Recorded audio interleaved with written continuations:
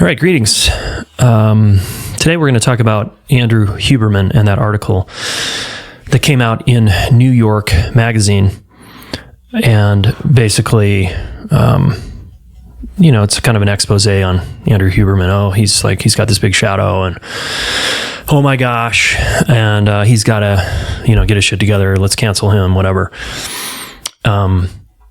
These articles are really interesting. The reason I want to comment here on a relationship podcast is because I think it's really instructive for you, especially if you're a coach or a therapist listening to this podcast. I think there's some things for us to learn about what happened here. So even though this isn't now, by the time this comes out, this will be a couple weeks after this article came out. But it doesn't matter if it's a couple of years, a couple of weeks. To me, it's still going to be useful for you. Okay. And it's going to be useful for you in two ways: how you do your intimate relationship and how you help other people with theirs if you're a coach or therapist. Okay. And then finally, I think it's going to be useful if you look up to someone in your life. You have a mentor, a teacher, someone who you like learning from, and then you find out something about them and you're shocked. Okay, I think this is going to be very useful for you, because I think most of us fall in that category where there's an authority figure that we look up to, and then we find out some shadowy information about them, and we're just like so disappointed, and then we judge the hell out of the person, cancel them, or we're like, oh, I'm never going to study with them again, or whatever. Okay, and I'll share a few things about my own personal experience here, being in a position of power and people projecting onto me, all kinds of things. Okay, so let's dive in. So the article again is in New York Magazine, and I think it's pretty long. I read almost the whole thing. I got a little bored near the end, but I took two things from this that Andrew Huberman is being accused of. One is lying to women. So he's got relationship issues. And then the other one was he's modifying or not being totally accurate factually with how he does some of his science. And also his Stanford lab. He's getting accused of not really having a lab. He's an adjunct professor. He's not a full professor. The lab isn't really a thing, etc. So basically, when my experience here, and again, I'm not taking a position of defending or accusing Andrew Huberman of anything. I really like the guy.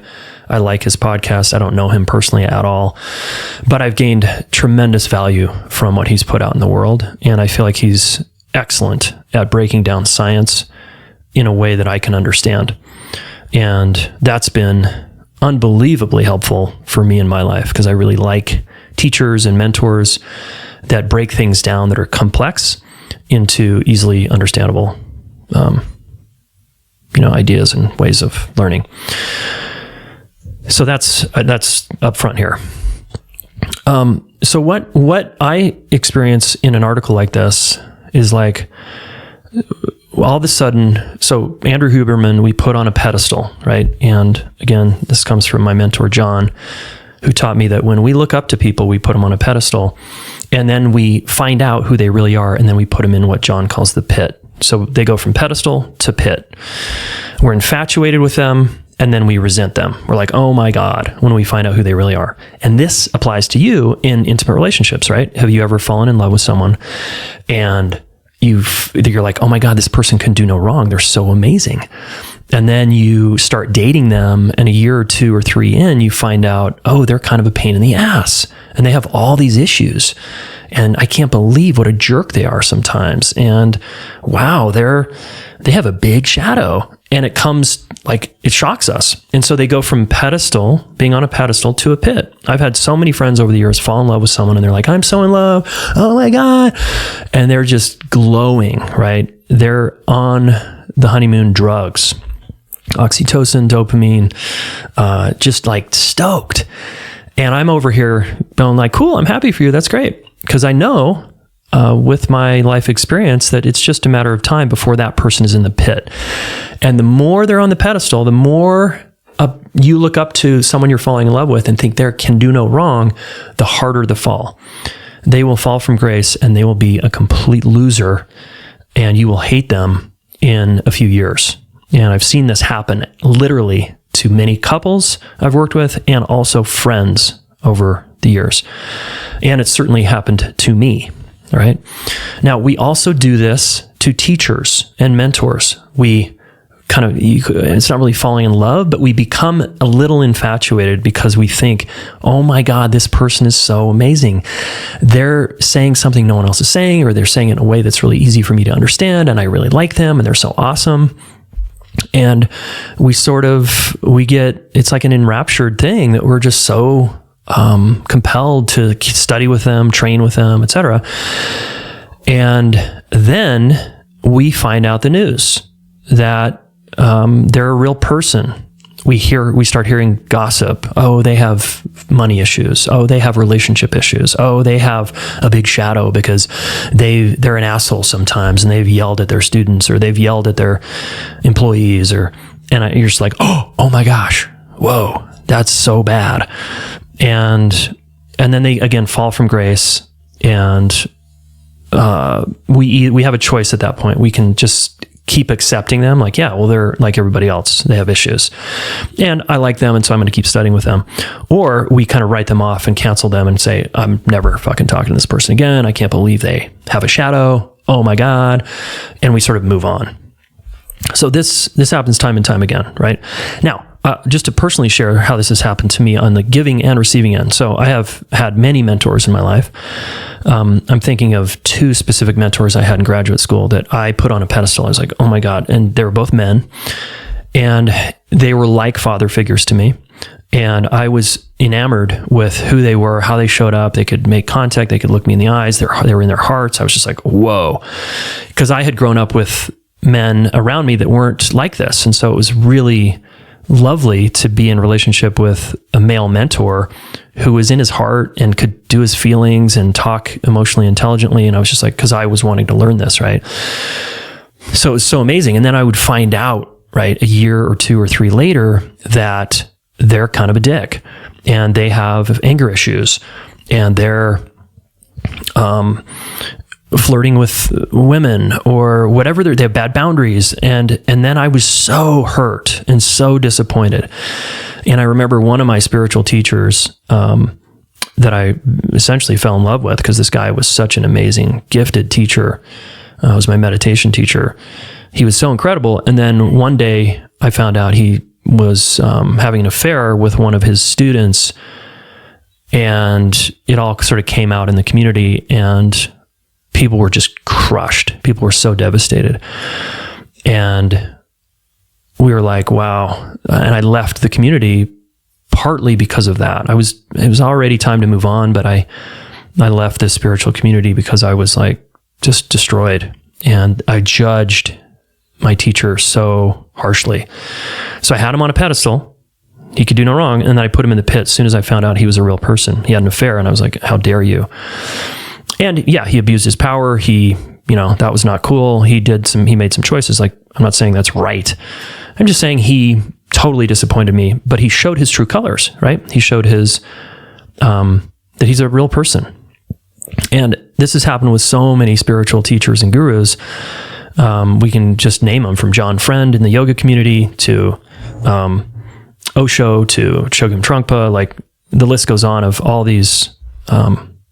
Who's the guy that was studying with Ken Wilber for a while? Andrew Cohen, right?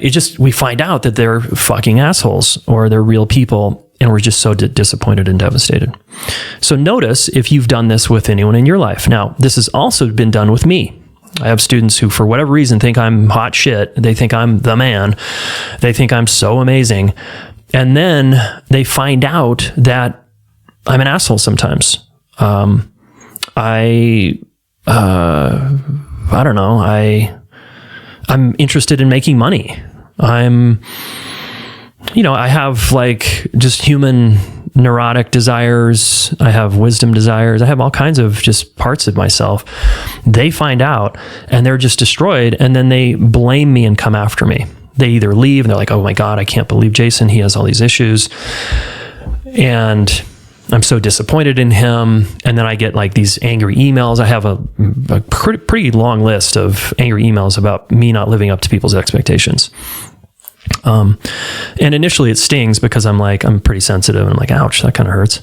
But I move on because I'm like, this is human beings. This is what people do, right? With teachers and authority figures, especially in the personal growth scene for whatever reason.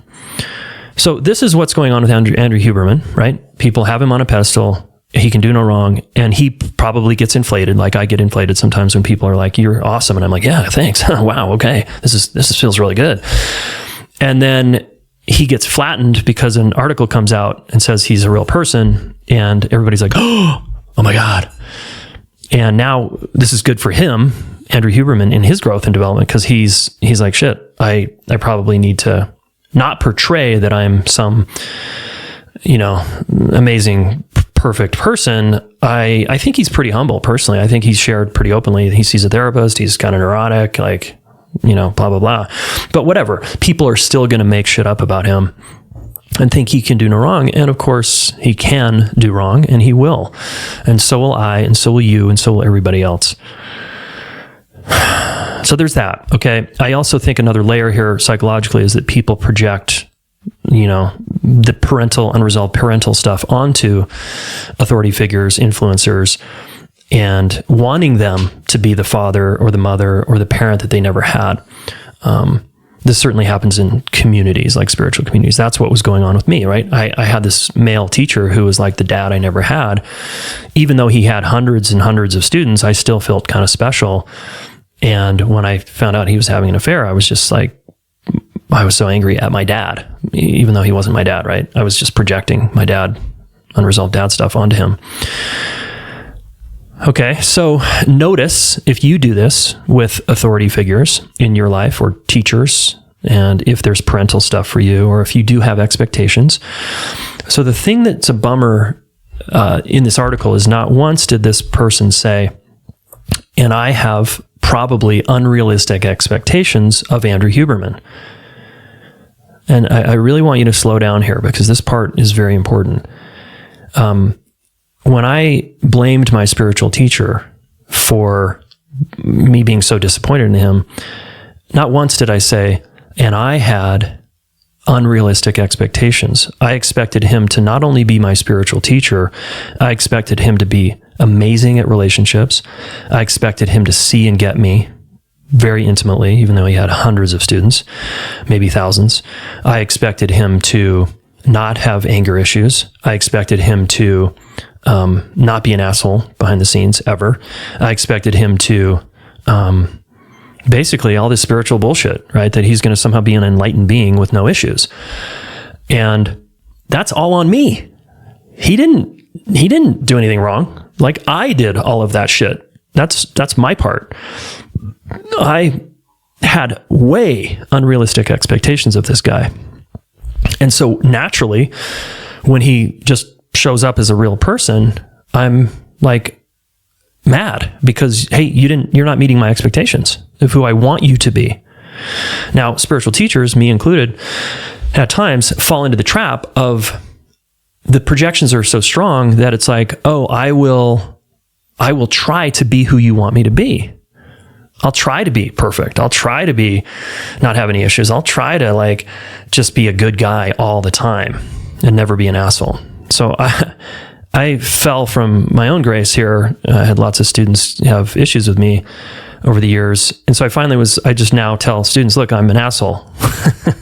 I'm a good person and I'm sometimes a complete fucking jerk. And I raise my voice. I do all kinds of things. I have neurotic issues.